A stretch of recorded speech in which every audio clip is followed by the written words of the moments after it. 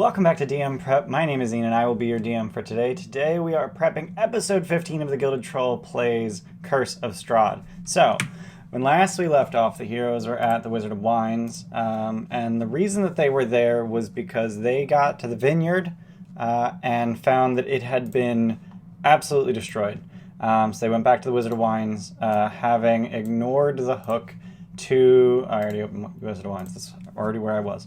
So they ignored the hook to Yester Hill and decided to go to the castle, and then they decided not to go to the castle, and then they decided not to go to Yester Hill. It's very weird. But they didn't get to Yester Hill until the day after, essentially. They had been told that Yester Hill was a problem, so in that time the druids were able to create Winter Splinter, and then Winter Splinter went and destroyed the winery. When they arrived at Yester Hill, they found the Wicker Man destroyed, as if, you know, erupted from within. Strahd wasted their time by talking to them, and then blows Strahd off, shocked at the ramifications. Yeah, basically, pretty much. So the entire winery is destroyed. A bunch of Mardikovs die, 5 of them in fact, including one who's not actually a Mardikov. He's a Temescu. He married into the Mardikov family, but that's okay. It's fine. So Davian, Adrian, Elvir, Stefania, and Dag are all dead. But Stefania and Dag's children were able to escape: Claudiu, Martin, Vigo, and Yolanda. So they escaped with Ulrich, the were-raven that they saved at Berez. And then they headed back to Vallaki, Ulrich and the younger were-ravens. And then that's where the players went as well. They essentially just flew straight over the walls. By the way, 3 of my players are were-ravens now, so that's neat. So they flew over the walls of Vallaki, headed to the Blue Water Inn, and that's essentially where we're at. So I described that on the door, I described at the very end of the session that on the door of the tavern was closed for bereavement. And they were ushered in by Erwin Mardikov, and then that's basically where we ended the session. So I get to figure out what in the hell is going on here, and then I can use this. Essentially, you know, they have all of these NPCs in one place. It's gonna be the entire Wallachian Mardikov family. So Erwin, his sons Bray and Brom, and his wife, whose name I can't remember, Danica. And I knew I wouldn't be able to just search Mardikov because her name isn't Mardikov. But yeah, so Erwin, Danica, Brom, and Bray, as well as Ulrich, and then the aforementioned 4 children, Claudiu, Martin, Vigo, and Yolanda, as well as a few of the were-ravens that my players have met before, and a number that they haven't met before. So in attendance: Erwin Mardikov, Danica Dorokova Mardikov, Brom and Bray Mardikov, Stefania and Dag's children,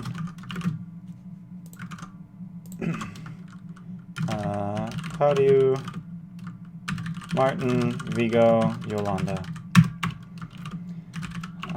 Emmerich. So Emmerich is an NPC that I invented in Vallaki. He was a keeper of the feather who essentially just sits in the tap room of the Blue Water Inn and just keeps an eye on it. So yeah. So he's here. Ulrich is here. He doesn't have a last name. That's fine. Also present will be the were-raven they met at Berez, whose name escapes me, but it's fine because I can just look it up. Standing Stones, Muriel Vinshaw from Berez. They met at Berez. A number of other Were-ravens they haven't met. So this is essentially every single were-raven they've ever met, as well as a few they haven't. Basically what I'm going for. I want them to feel like this is the entire Keepers of the Feather all in one place. Do I want to use that opportunity to absolutely murder them? Oh, hi, Jedi Mama. Gonna like while you finish up, so it sounds good to me. Hey, Anjigla.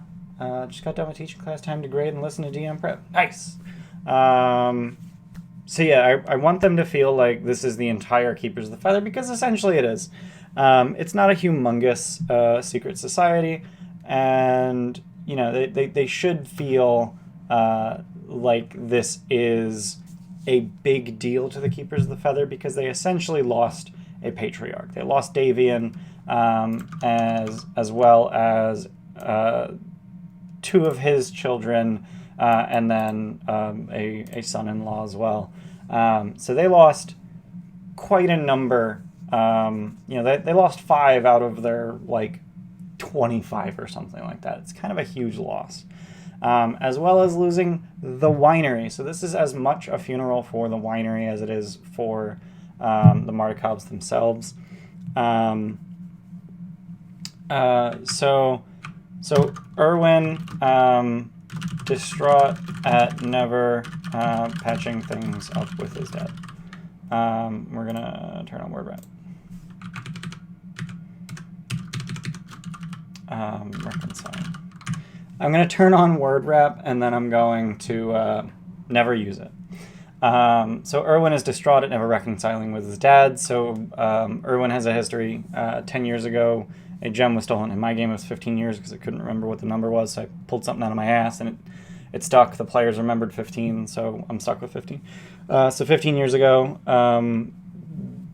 Erwin was supposedly on watch, but supposedly shirked his duties to go see Danica. Davian never stopped blaming him for it. Erwin never stopped denying it. So there was no reconciliation there. So the question is, what do I want to do with this funeral? Do I want to just tell my players it's a funeral? Everyone's really sad. It's sad. It's really sad. Sad guys. Sorry, I'm having a hard time.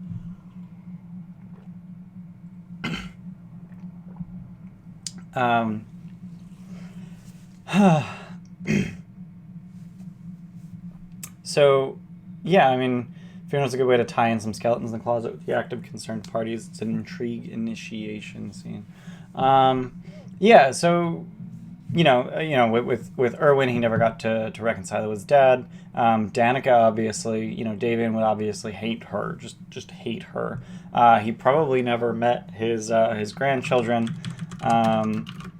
Upset that her children never met their grandfather. Brom and Bray are, I would say, barely old enough to really understand the ramifications.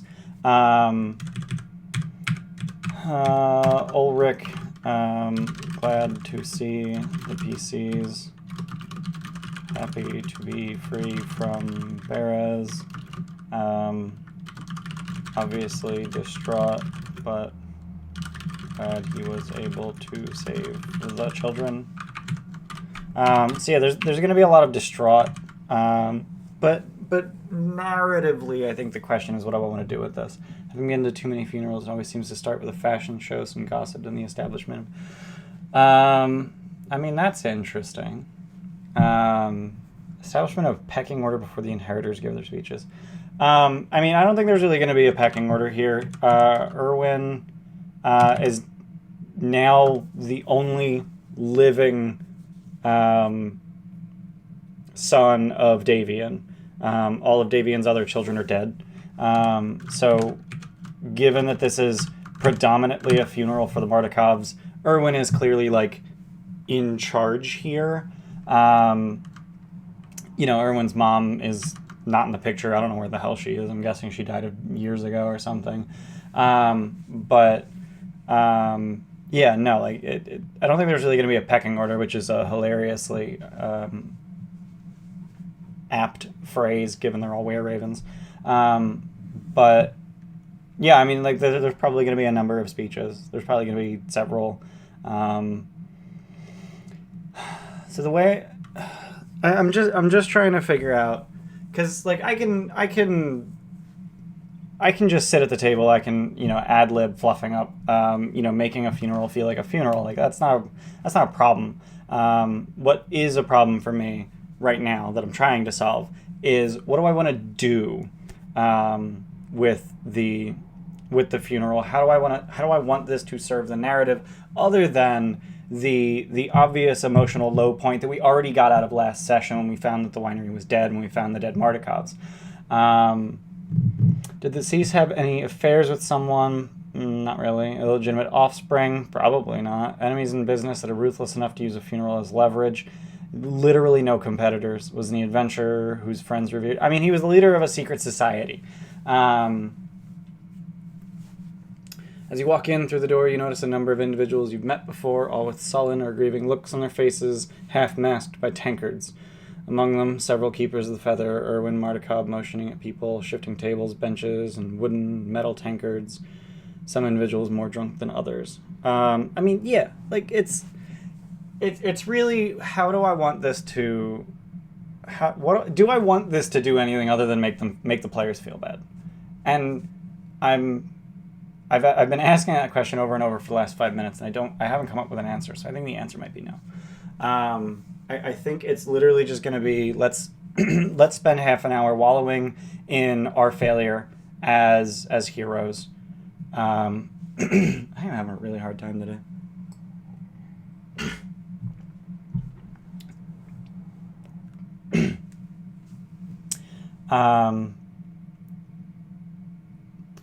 It's Chris Estrada, though, so is the necromancer going to invoke the spirit of the deceased to be present at their own funeral? Wasn't planning on it. And the only cleric we have is only level 1 cleric, the druid 7. So I don't think anyone in our party has access to speak with dead. So speak with dead. Speak with dead is bard cleric. Yeah, no. Yeah, no one in our party has access to that. So I don't think it's the right moment to make them feel bad, but more so celebrating what they've accomplished so far. What have they accomplished? Actually, that's a good point. What have they accomplished? So that's a good point. So the funeral should obviously be very sad, but the PCs now have the holy symbol of Ravenkind. The PCs now have the Hammer of the Morning Lord, which is my homebrew replacement for the Sunsword. The PCs have met Strahd and didn't die. That's cool. So I would say the Mardikovs, partially out of grief, partially because they think it will work,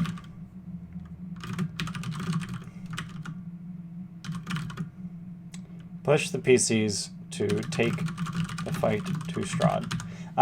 So that, I think this is really the takeaway. The Mardikovs want the players to take the fight to Strahd. They're not dumb. They know that the druids work for Strahd.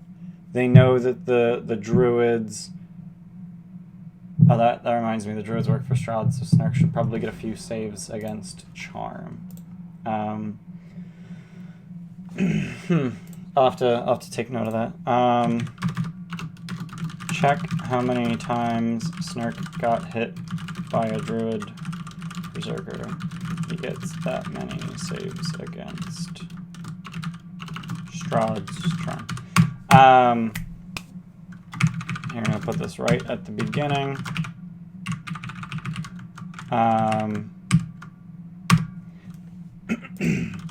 So yeah, the real big thing is that the Mardikovs are going to push the PCs to take the fight to Strahd, but the players, I'm hoping, are going to understand that they can't fight Strahd. Like, they're not in any condition or position to fight Strahd, even with the sword and the holy symbol, because they've heard that Strahd has these powers beyond belief, and that they need to also have those same powers. So I think that this will push them just go to the Amber Temple. I'm hoping that this should convince them to go to the Amber Temple to get more power. So the reason I'm hoping that that works is I want them to go to the Amber Temple, obviously. That's a thing that, I want them to do. The reason that I want them to go to the Amber Temple is because it kind of starts the end game. The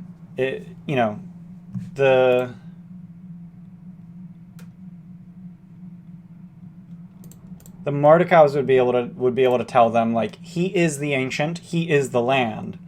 You can't just kill him. He won't die. He is tied to the land. So you have to go to the Amber Temple. Or you need to find a way to separate him from the land. Something like that. And then they'll go, hey, like, there was that guy who told us about that power. Like, we should get him and go to the place. Yeah. And then the real reason that I want them to go to the Amber Temple is because that's where I've decided that Van Richten is. Van Richten is at the Amber Temple. He can start telling them about the end game. So what is the end game? So welcome to the Guild Troll Plays Curse of Strahd, because we are not playing Strahd is the curse. We are playing that Strahd is cursed. The curse of Strahd is they curse on Strahd, not the curse that is Strahd. So I've decided, in the book it says, if they kill Strahd, like, the mists, go away, and a lot of people leave Barovia, blah blah blah, whatever. Only the people with souls can leave. Everyone else just disappears. Boring, lame, dumb, not fun. Being able to just murder him to win seems pretty shitty. So, save the vampire, save the world. So, yeah, I mean, basically, hi Z. Yeah, I mean, they need to save Strahd from the curse, which involves the dark powers. So how does that work? So they have to free Strahd from the dark powers. Info dump about the dark powers, the Dark Lords, the domains of dread. Dr. Rudolph Van Richten. Was it this one? I was reading, yeah, it was this one. He was in, Van Richten was born in a different domain of dread, Darkon, specifically in Rivalis. Small city located in Darkon. Yeah. Okay. What would the Dark Powers want in exchange? Nothing. The Dark Powers will never, ever, ever bargain for the release of a Dark Lord. Dark Powers will never bargain for the release of a Dark Lord. Their hand must be forced. The empiric connection to the land is typically manifested as must sleep in soil from their own grave, which is variously translated as a ritual spell that allows them to have a large amount of dirt as a lich phylactery, essentially. Or as a Scandinavian trope about them being burned by the sun. Interesting. So Strahd is connected to the land in more ways than... Porphyria is a real disease that probably inspired... Let's find Porphyria. Poor friends are mental extreme sensitivity to the skin to light. Cool, neat. Yeah, that would explain legends. Yeah. Strahd's connection to the land goes well beyond just being a vampire. Strahd's connection to the land comes from an ancient Barovian ritual where you actually let your own blood fall on the ground, and then you announce essentially that you are the land. I am Strahd, I am the land. Blood drops into the land, and the land is now part me. It's a blood thing. But because of his connection to the land, that connection needs to be forcibly severed. It's not something Strahd would ever do himself. It's not something that Strahd could ever do himself. So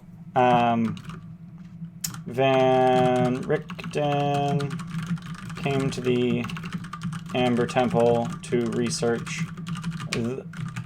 a ritual. He heard that there is a lich here.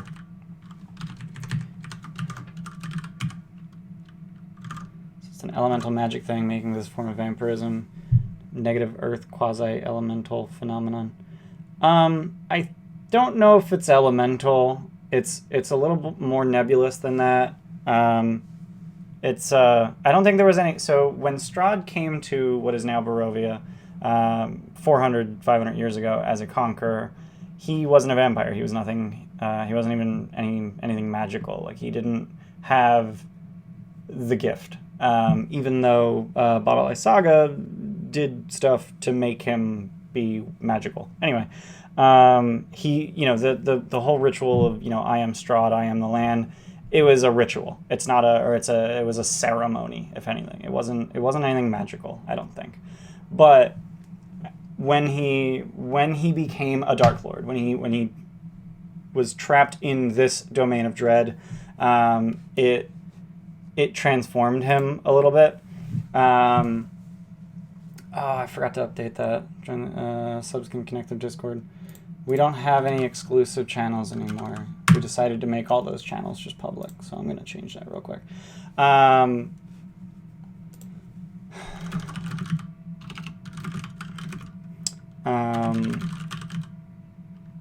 Meat shields. Yeah, meat shields. Timers. Discord. Would killing... I hate you. Would killing Baba Lysaga do anything with spellcasting?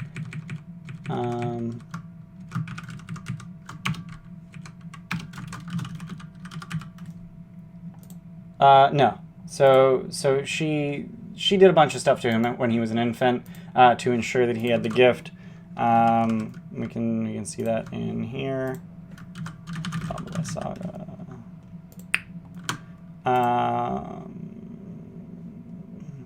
She also placed the spark of magic in him, ensuring that he would become a spellcaster. That's all she did. I don't know. That's where I'm getting that. I pulled that whole thing out of that one sentence. But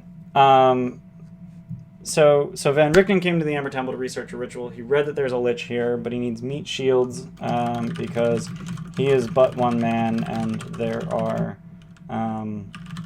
undead, and there are defenses. So he plays up his usefulness to convince them to do his bidding. They are lost without him and his knowledge. If they are nice and charming and don't get on his nerves and prove their worth by removing the defenses, he will provide them. He will allow them to read Strahd's personal journal. Hi, Strahd. So Van Richten has essentially Strahd. If any of you have read the novel Strahd, it's essentially a first-person account of Strahd's later life and subsequent rise to power as a vampire and a Dark Lord. Van Richten found it when he broke into Castle Ravenloft thinking that Strahd was hibernating. He was not. Strahd let him because I guess Strahd is secretly hoping that Van Richten can help him. I don't know. So Strahd has given up any hope on getting out of this place. Like, he knows that he is a prisoner here, and he knows that the dark powers are something that he cannot even oppose them. Like, he's just incapable of doing so by his curse. But that's not to say that he can't influence others into doing so. So he doesn't hope. He's far too old to hope. But he can secretly wish and want. He definitely expects Van Richten to die horribly. But in the meantime, I mean, it'll be interesting, right? I haven't decided like how I want to go about doing this, because I would love to like literally just hand my players a novel. I would love to do that. Like, if we were playing at a table, I would literally just have a novel and hand it to them. It's like, here, he gives you this. Go ahead and read it. But, playing online, it's a little different. I don't want to just straight up assign a player, 5 hours of homework or 4 hours of homework. It's not a very long novel. But essentially, if Van Richten is far too old for hope, a singular line is worth an entire campaign. Yeah, it's worth this campaign. That's what I'm doing. If Van Richten is given an opportunity to research, he is able to figure out, over the course of weeks, to figure out a ritual to separate Strahd from, to remove Barovia from the domains of dread.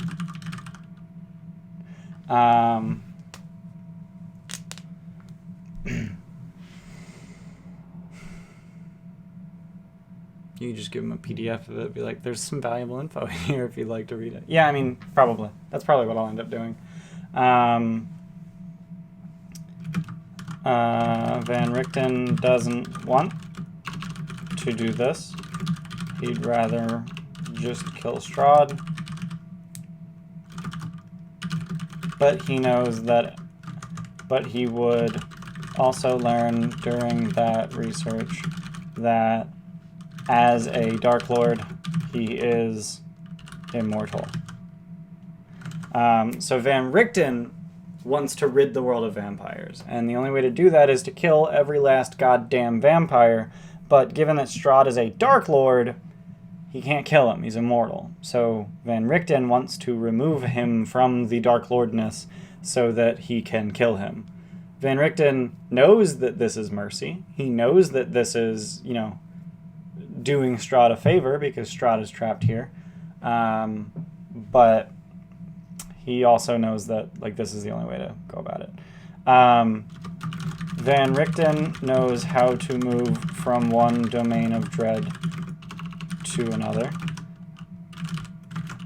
It involves Vistani souls, but will not share this information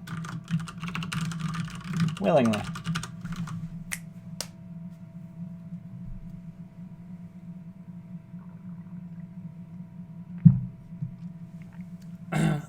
So one thing that I really like is, that's cute. If Casimir Velikov is with the party, his ring of warmth protects him. He's a Goliath. He doesn't need one of those. Let's say he has it, and he's willing to give it to one of the players while they're here. But he will warn them.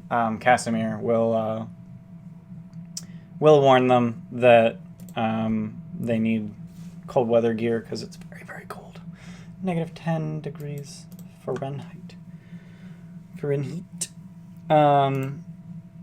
So Yeah, aside from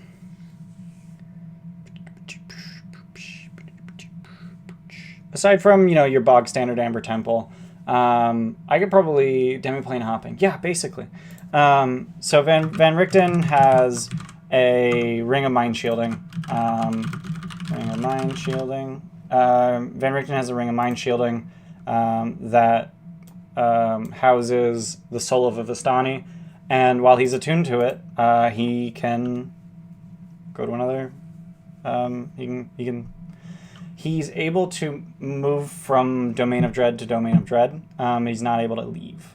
But that's not something that's unique to Van Richten, because he is native to the Domains of Dread. If one of the players were to attune to this, they could actually leave. They could go home. I'm pulling the shit out of my ass. So let's look at the map of the Amber Temple, and let's see how much of this shit I remember from last time. So X1, we got a bunch of statues out front. X2, we have a hallway down. There's murder holes to X2A and 2B. X3 has secret doors into those rooms. There's some treasure in X2A and X2B. I want to say there's a Wand of Secrets in X2B, or maybe my players used a Wand of Secrets to get in there. X4 is a walkway above X5, which is this really big area. I'm going to grab the other map real quick.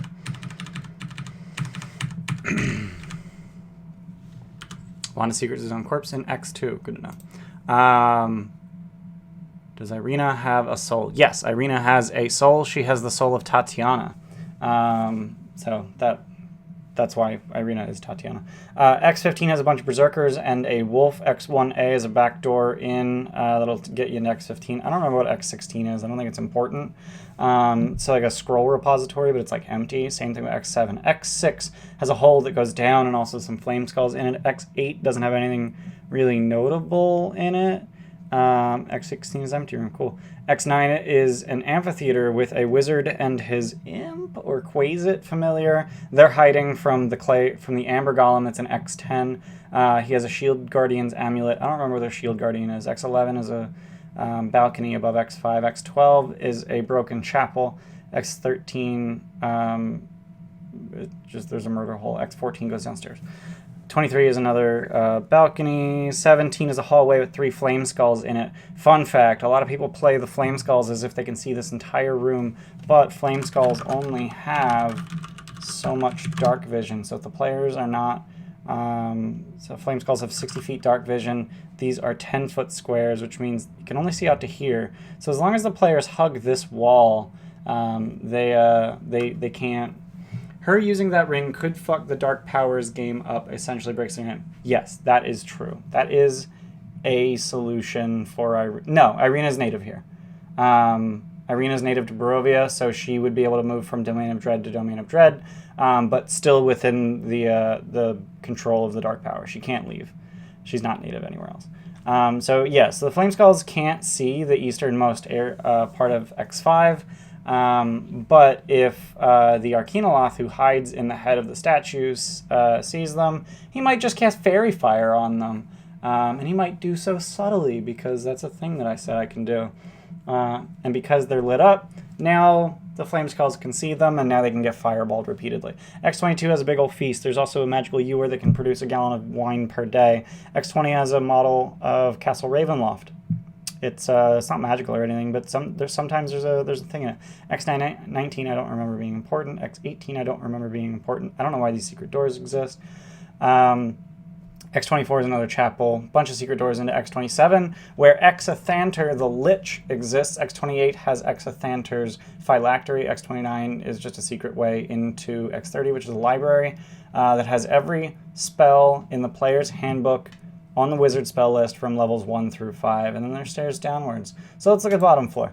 So the bottom floor is a whole lot of stuff. So yeah, here's X5. So this is the area that the players will be moving in. As long as they stay in the easternmost 30 feet of this area, the Flame Skulls can't see them.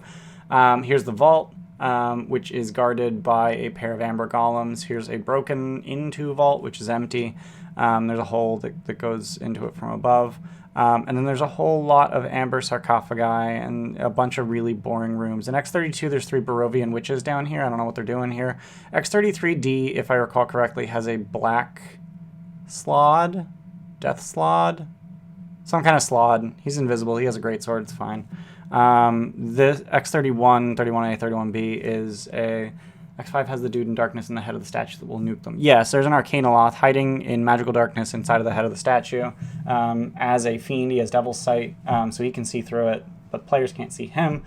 So that's neat. Last time I ran this, I had him chain lightning my players because it seemed to be the most amount of damage you could do. X31, 31A, 31B is essentially a funerary area for all of the former the wizards who used to control the area and protect the Amber Temple. They all died. They all got corrupted. So we've got a whole lot of amber sarcophagi. Some of them are only accessible from this one staircase because of the collapsed area.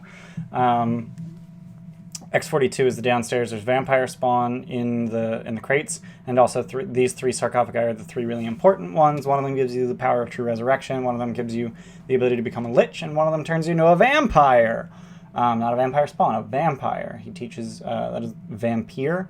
He teaches you that if you kill someone you love and then are murdered, that you will turn into a vampire instead of dying.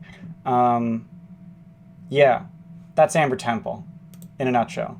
Hope that helped.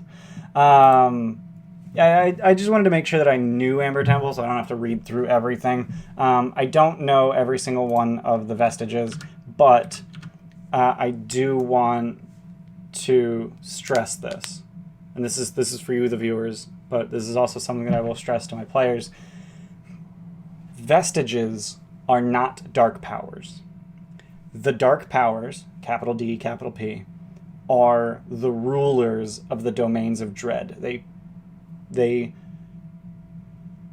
trap the Dark Lords here in prisons of their making that use the land that the Dark Lord once ruled over generally, but this is a prison of Strahd's making where he is eternally tormented by never being able to have Tatiana. It's all he wants, and it's the only thing he can never have. He can have anything else he wants in this prison, but he doesn't want anything else. And that is his curse. That is the curse of Strahd, that he's not allowed, like he can want whatever he wants, but the only thing he truly wants is Tatiana, and he can't have it. The dark powers ensure this. And up till now, my players have been agents of the dark powers. The dark powers have been aiding them, guiding them, bringing them back from the dead. As soon as the players start to realize the dark powers are an enemy, the dark powers will stop helping them. Leveling up came from the dark powers. Their dark gifts came from the dark powers. The fortunes came from the dark powers. The fact that Madame Ava called them here, all orchestrated by the dark powers, just to torment Strahd again.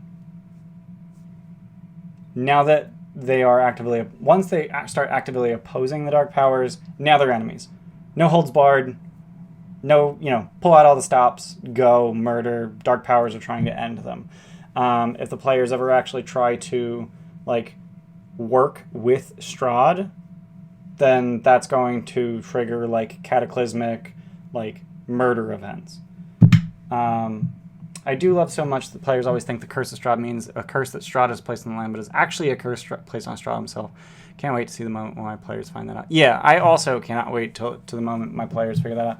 I think they kind of sort of hinted at it last session, but yeah, it'll be very interesting to see. I'm very interested. Why these sarcophagi? 33A, right? Yeah, 33A. Why does this?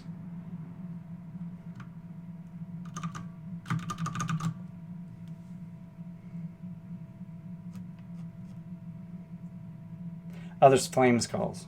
Wow, that's stupid. They're flame skulls sitting on top of the... Curious as to which, if any, will eat the bones or grave dirt bit. Oh, get the eat bone. Yeah. It was your amazing missed quote that hinted at this concept. Yeah, I totally ad-libbed that quote. What Jables is referring to is While my players were talking to Strahd last session, he said something along the lines of, the mists, as much my weapon as my prison.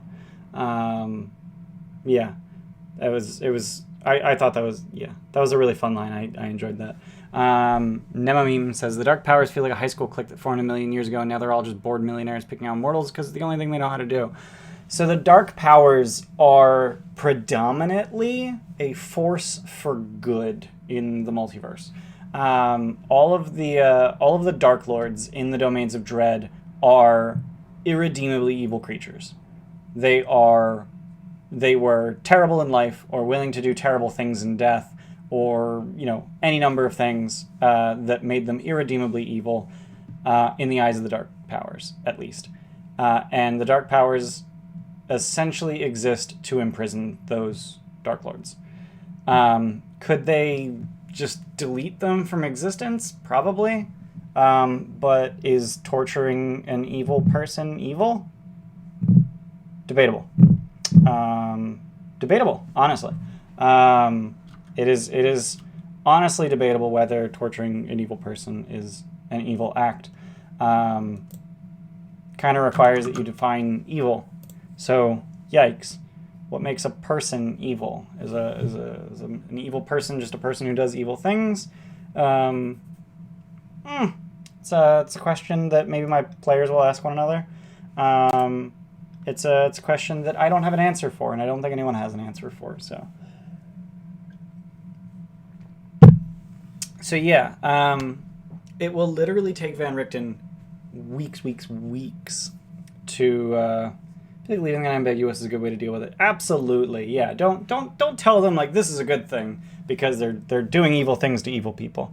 Don't force moral choices down your player's throat. Let them choose for themselves, or better yet, let their characters choose for themselves. Sorry, I'm just over here pouring myself some more water. Absolutely, let that be ambiguous. So it's going to take Van Richten weeks to come up with a ritual. So what are my players going to do in the meantime? That's a really good question, because they've been in Barovia for about 5 days.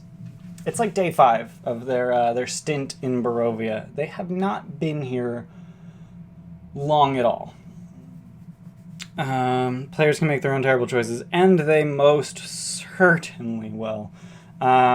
So the other thing is that if my players decide to spend some time in Vallaki and maybe do some stuff here, we're going to look for Vallaki. 0830. No. 0920, that's it? Okay. Where devil? There we go. 0927. Okay, there we go. So if my players decide to spend time in Vallaki, then they, meaning players in general, not these specific players, absolutely. All players make terrible decisions, and that's part of why being a player is fun. Lady Watchers opened a portal to the Nine Hells, specifically Avernus, because duh, more specifically Sundered Chains. I've got this whole post, which includes, wow, interesting. Okay. Her house has been repaired and is now guarded by devils. Chains are strewn about the front yard, wink wink. PCs are going to have a hard time fighting their way in. Probably not. They're level 8 and Chain Devils only CR 8. I think I wrote this when they were like level 5 or 6. She's already kidnapped one keeper of the feather in preparation for making weredevils. Once she takes over the town, she did that. She starts siphoning their lycanthropy into willing hosts. Cool. Things that can happen as they move around Barras. Okay. So, yeah. So they were level 7 at the time. Now they're level 8. That's not a huge difference.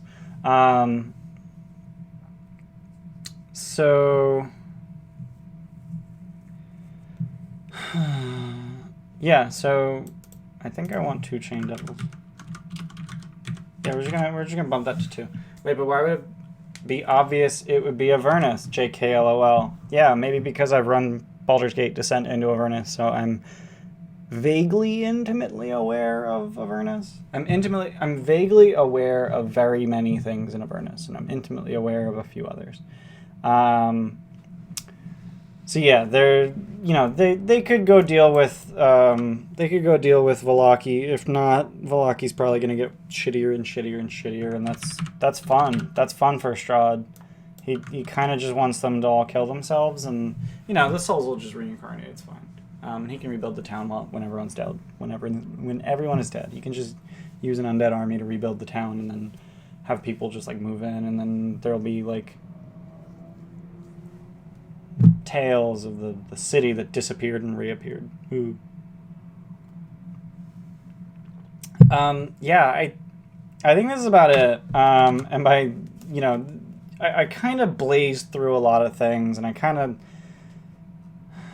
of glossed over some stuff, but essentially, it's going to take Van Richten weeks to research this ritual, and my players could, if they so chose, just help.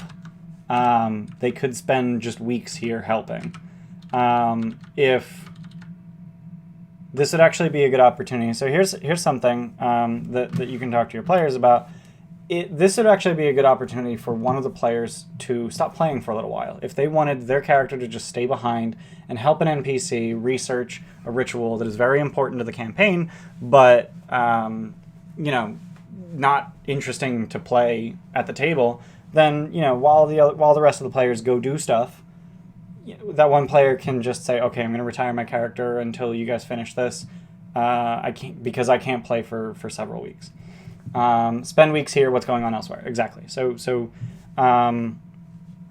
if it's approaching finals time, right, in school, I don't know. So one of your players is just having a really hard time in school and balancing all their stuff. You can say, well, okay, for the next 6 sessions, the rest of the party is just going to go do other stuff, and your character will be here, and it's just a temporary write out. So just something that is possible, just something to keep in mind, and offer it to your players between sessions. Like, hey, if anyone's feeling like they need a break, this would be a good opportunity, blah blah blah, etc. I think I'm just about done prepping though. I'm not going to go through the entire Ember Temple. It's a dungeon crawl. That's really all you need to know. Vilnius, where is the Shield Guardian? X35. Okay, it's down here. All right. Yeah.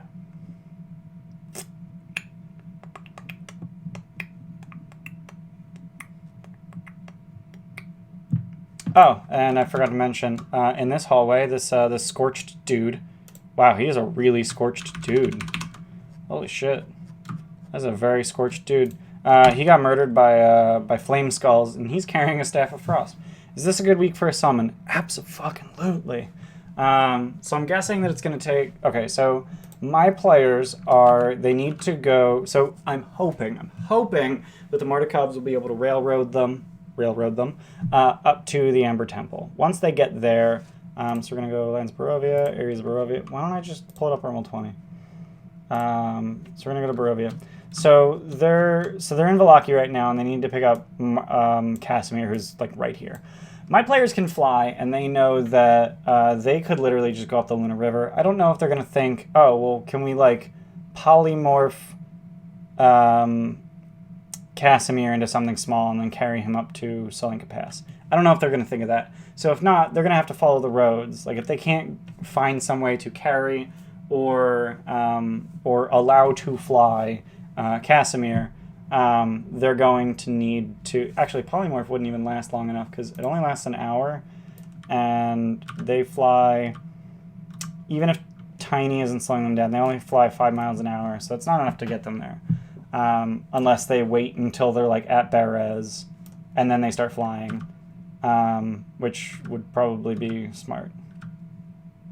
Because then they wouldn't even... Jesus. Yeah, like... They could literally just... Whoop! Done. probably lasts 1 shot concentration. Yeah, 1 hour concentration.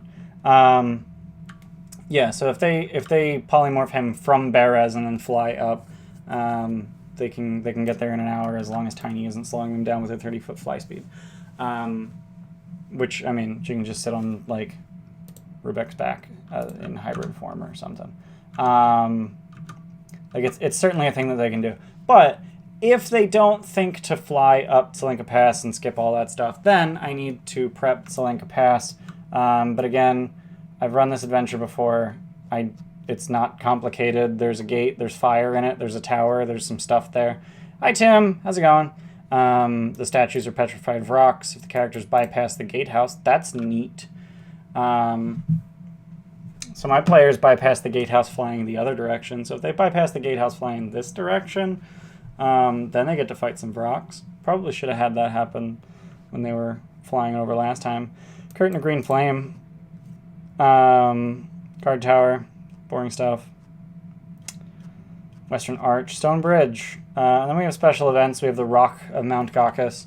I don't think that this is a interesting encounter. I really don't. I really don't. I also don't think that Bloodhorn is interesting either. I don't think the Murder Goat is interesting. It has 33 hit points. It will die. Like, it flees if it takes 10 damage or more. Okay. Make it 333. Yeah, I mean, yeah. I don't think it's... I just... What? What? It's just so weird. Like, these two creatures just seem like nothings. So I don't plan on using either of them. You know, we'll just... They go here. It's fine. Yeah, so that's Tselenka Pass. We have Vrox. That's about it. I feel like there's some stuff on the... Yeah, Snow Maiden. But that's only if your card reading has a treasure. Give the giant goat immunity to everything because bah. Yeah.